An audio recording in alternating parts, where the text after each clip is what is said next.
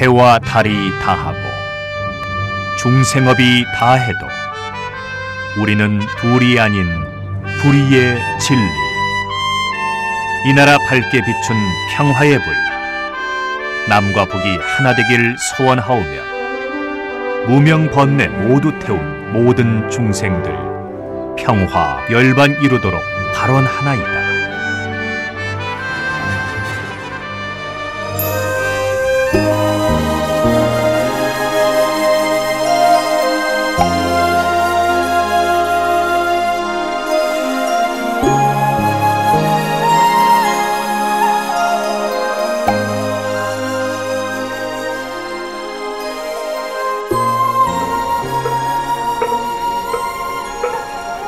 선무회자 스님과 마음으로 찾아가는 108산사 영상순례.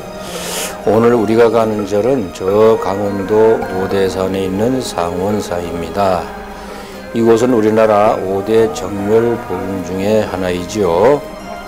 상원사는 신라시대 성덕왕 때 서기 705년에 창건되었습니다. 고려 말 때는 상원사가 폐허가 되어 절터만 남아있던 것을 중창하였으며 조선시대 때는 단종을 죽이고 왕에 오른 수양대군 세조가 이 오대산 상원사에 와서 2번이나 이적을 경험한 곳이기도 합니다.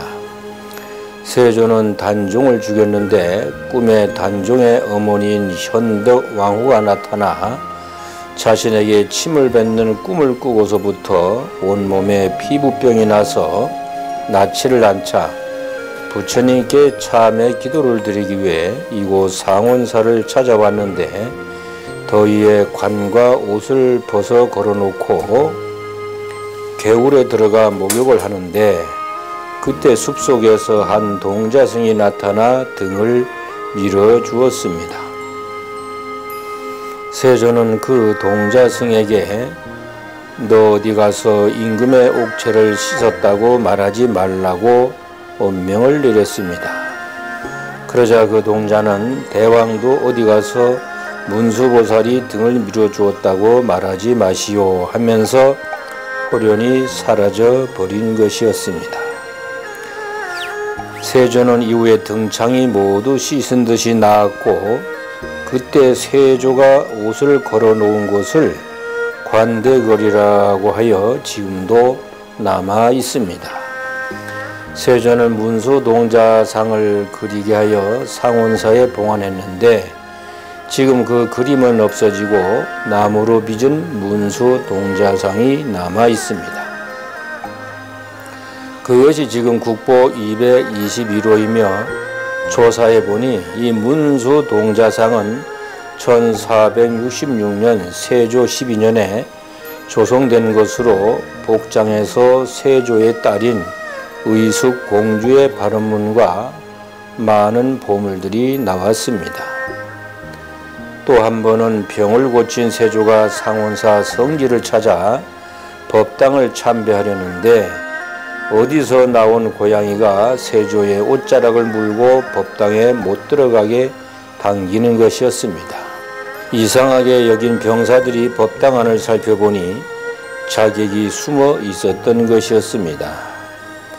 고양이가 아니었으면 큰일을 당할 뻔했는데 세조는 돌로 고양이 상을 만들어 안치하게 하고 상원사에는 고양이를 위한 밭도 하사하여 묘전이라 하였답니다. 그 고양이 상은 지금 문수전 올라가는 왼쪽에 있습니다. 그리고 상원사 문수전은 6.25 때 인민군들 때문에 법당을 불태우려 하자 하남 스님이 온몸으로 막아 문짝 하나만 태우고 지켜낸 법당입니다. 그리고 또 빼놓을 수 없는 것이 국보 36호 상원사 동정입니다. 현재 우리나라 동정 가운데 가장 오래되고 아름다운 동정으로 신라시대 725년에 만들어진 종인데 종의 몸통에 하늘을 나르는 비천상이 아름답기로 한국의 제일이라는 종입니다. 이 종은 원래 안동에 있던 것인데 세조가 상원사에 봉안하기 위해 안동에서 오대산으로 가지고 왔다고 합니다. 그런데 안동에서 오대산으로 오려면 험준한 중령을 넘어야 하는데 이 무거운 종이 길에서 움직이지 않으므로 사람들이 종에 새겨져 있는 종 꼭지를 하나 떼어서 안동으로 보냈더니 비로소 종이 움직여 오대산으로 이운했다고 합니다. 그래서 그런지 지금도 종 표면에 그 유각 안에 종 꼭지가 하나 없습니다. 잘 보시기 바랍니다. 오늘 기도는 상원사에서 하고 염주 보시는 중대의 정멸보궁에서 할 것입니다. 오대산 정멸보궁은 모든 바깥 경계에 마음의 흔들림이 없고 번뇌가 없는 보배스런 궁전이라는 뜻입니다.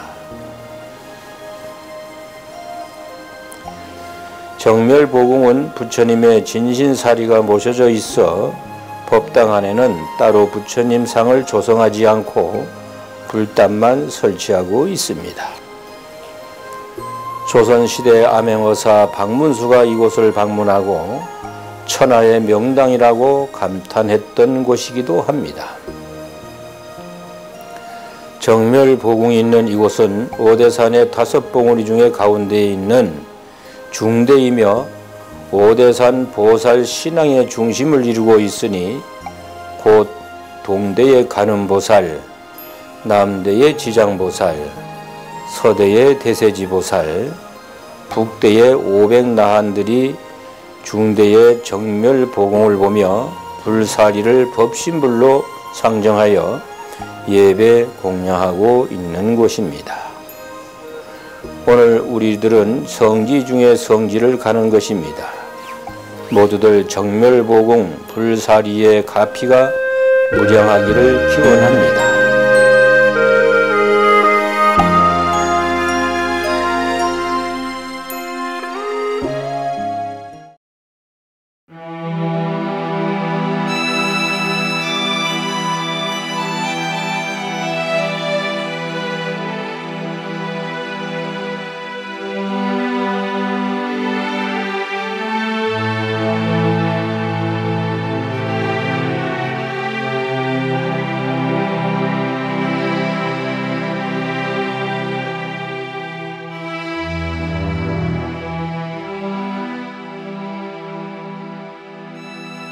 오늘의 법문은 나를 찾는 108기도문 제92배에 대한 법문입니다. 그러면 92배를 2번 읽어보겠습니다. 어려운 이웃을 위해 보살심을 내어 보시하고 베푸는 삶을 살겠나이다. 어려운 이웃을 위해 보살심을 내어 보시하고 베푸는 삶을 살겠나이다. 나를 비롯해 내 이웃에 여유 있고 잘 사는 사람들이 그렇게 많지는 않습니다. 다들 고만고만하게 살아가는 이웃들이고 도반입니다. 지금에야 조금 나아졌지만 예전에는 정말 나 먹고 살기도 어려웠습니다. 그런 시절에 살았지만 그때도 남을 도우는 사람들이 있었고 나누고 같이 아파하고 동정하면서 살았습니다. 그런 것을 우리 불교에서는 동사섭이라고 합니다. 지금은 그런 시절보다야 한결 살림살이가 나아졌지만 어느 시대나 어려운 사람은 있습니다. 어렵다 하니까 곧 경제적, 물질적 어려움도 어려움이지만 인간관계나 정서적, 정신적으로 안정이 안 되고 피폐해져 어려운 사람도 많습니다. 우리 대승불교의 중심은 보살이고 이 보살님들의 보살핌으로 모두가 평안해집니다. 그 보살 정신, 보살도를 발휘해서 남을 도우라는 것입니다. 내가 어렵다고 나보다 더 어려운 내 이웃의 어려움을 못 본 척 할 수는 없습니다. 진정한 보살도가 아닙니다. 보살심은 하고도 한 바가 없고 주고도 준 바가 없다는 무주상 보시 정신입니다. 불교에서 육바라밀에도 보시 바라밀이 가장 먼저 나옵니다. 보시라는 것이 있으니 우리 불교가 2600년이 되어도 이렇게 살아있는지도 모릅니다. 보시의 공덕은 크고 한이 없지만 보살은 보시의 공덕을 헤아려서 안 된다고 하였습니다. 작으면 작은 대로, 없으면 없는 대로, 물질이 없으면 또 다른 보시로 남을 도우라고 하였습니다. 어떤 이는 조금 있어도 베풀고 또 어떤 이는 많아도 베풀지 않습니다. 주기 어려운 것을 주는 사람들이 있고 하기 어려운 것을 하는 사람들이 있습니다. 음식을 베푸는 사람은 남에게 힘을 주는 사람이며 의복을 베푸는 사람은 남에게 아름다움을 주는 사람이며 부처님 가르침을 베푸는 사람은 남에게 윤회에서 해방시켜주는 사람이라고 법구경에서 말하고 있습니다. 어려운 이웃에는 경제적으로 어려운 이웃도 있지만 정신적으로 어려운 이웃도 많습니다. 살아가면서 마음고생이 심한 사람도 많습니다. 남의 착한 일은 드러내주고 남의 허물은 숨겨주라고 하였습니다.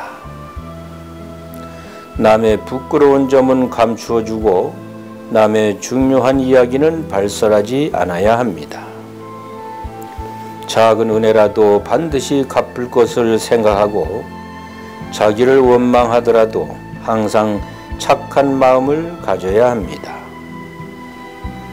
자기를 원망하는 자와 자기를 칭찬한 자가 똑같이 괴로워하거든 먼저 자기를 원망하는 자를 구원해 주라고 하였습니다. 칭찬보다는 원망에서 내가 배울 것이 많기 때문입니다. 나한테 잘못하고 나를 비난하고 나를 흠잡고 나를 욕하는 이웃일지라도 그가 어려우면 도우라는 것입니다. 비록 화가 머리끝까지 치밀더라도 함부로 말하지 말며 약점이나 단점을 들추지도 말라고 하였습니다. 항상 자기 자신을 잘 단속하여 바른 생각으로 자신을 살펴 나가는 것이 바로 어려운 이웃을 잘 도우는 것입니다. 보살 본행경에는 가난한 자에게 베풀 때에는 불쌍한 마음을 가져야 하며 부처님께 베풀 때에는 기쁘고 공경한 마음을 가져야 하며 친구에게 베풀 때에는 경건한 마음을 가져라고 하였습니다. 가난한 이웃에게 불쌍한 마음을 가져라고 하는 것은 자비 본체입니다. 자비로운 마음이 그 바탕이 되어야 한다는 것입니다. 내가 너보다 잘 산다거나 베풀어 준다거나 보살펴 준다는 마음이 있어서는 안 됩니다. 걸림없는 무주상 보시가 가장 아름다운 보시입니다. 내 살림살이도 변변치 않은데 남 도울 것이 없다는 사람도 있습니다. 인과경에 다음과 같은 말씀이 있습니다. 가난하여 보시할 재물이 없을 경우 남이 보시하는 것을 기뻐하는 마음을 일으켜라. 남의 선행을 보고 기뻐하는 마음을 내는 것은 보시하는 것과 같은 공덕이 된다. 이는 아주 행하기 쉬운 일이니 누구라도 가능하다 하였습니다. 시기 질투하는 마음이 있는 사람은 이런 것도 안 됩니다. 남이 선행하는 꼴을 못 봅니다. 이런 고약한 심보로는 백날 수행해도 소용이 없습니다. 언제나 고요하고 마음이 흔들리지 않아야 이런 마음도 나오는 것입니다. 우리가 이웃을 도울 때 도왔다는 마음이 있으면 안 됩니다. 아함경에 들을 때는 들려지는 것만 있게 하고 볼 때는 보여주는 것만 있게 하고 생각할 때는 생각만 있게 하라고 했습니다. 마찬가지로 보시할 때는 보시만 생각해야 합니다. 어려운 이웃을 도울 때 내가 저 사람을 도우면 저 사람이 나를 알아주겠지, 다른 사람들이 나를 알아주겠지, 아니면 나에게 작은 복이라도 있겠지라는 생각은 보시의 참모습을 어둡게 하는 것입니다.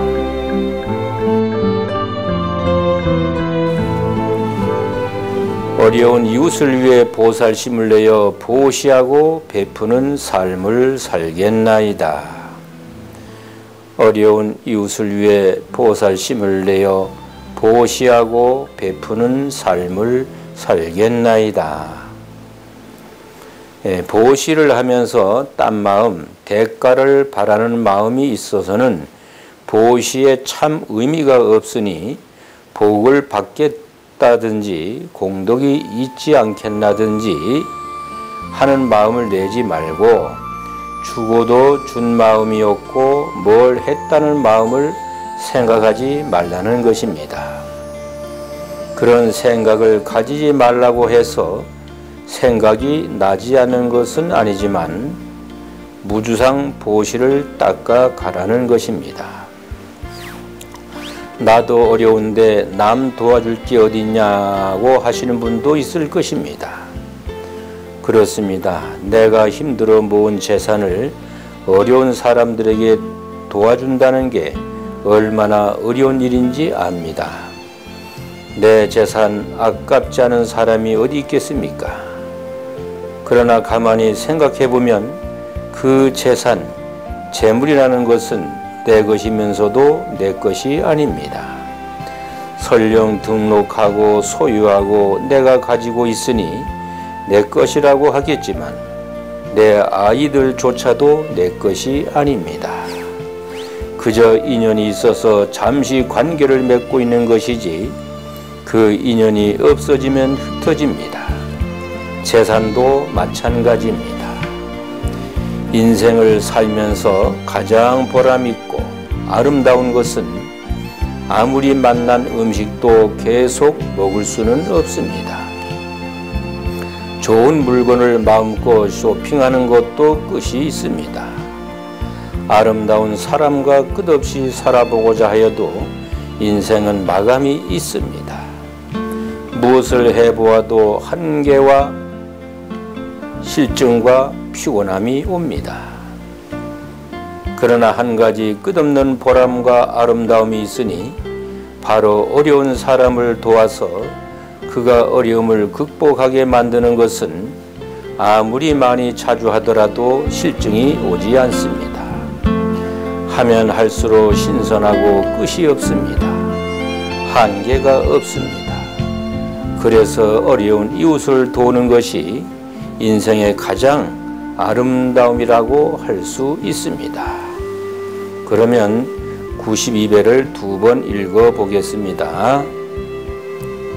어려운 이웃을 위해 보살심을 내어 보시하고 베푸는 삶을 살겠나이다. 어려운 이웃을 위해 보살심을 내어 보시하고 베푸는 삶을 살겠나이다.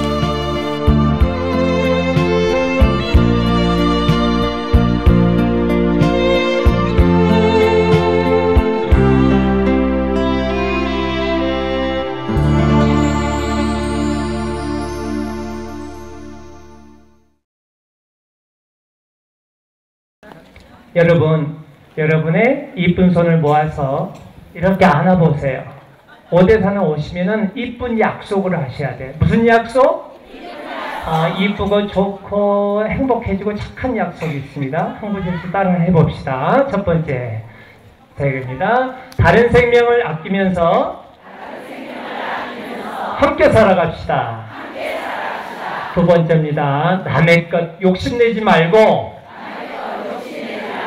자기 살림을 아낍시다. 세 번째입니다. 맑은 몸과 정신을 지니고 바른 행동을 합시다. 네 번째입니다. 남을 존중하면서 말씀을 아낍시다. 다섯 번째입니다. 밝은 생활을 하면서 좋지 못한 것을 하지 맙시다. 초반에 여러분이 밝은 약속을 하니까 햇빛이 여러분에게 오고 있죠. 이게 바로 부처님의 가르쳐 스님의 원력이세요. 네.